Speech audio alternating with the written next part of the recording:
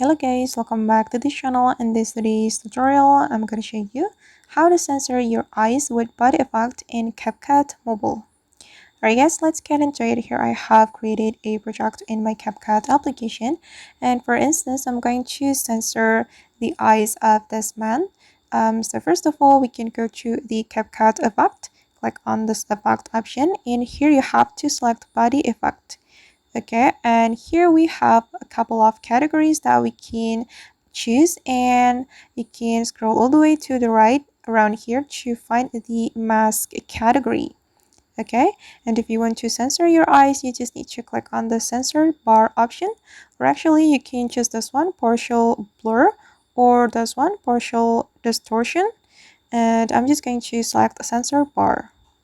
Okay, then we can click on the check mark and adjust the effect. You can make the effect align with the video. You just need to drag it like this.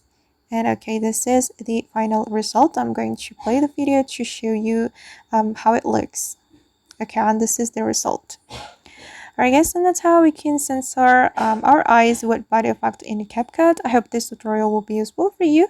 Thank you so much for watching, and if you found this tutorial useful, don't forget to like, comment, share, and also subscribe to the channel. See you on the next video.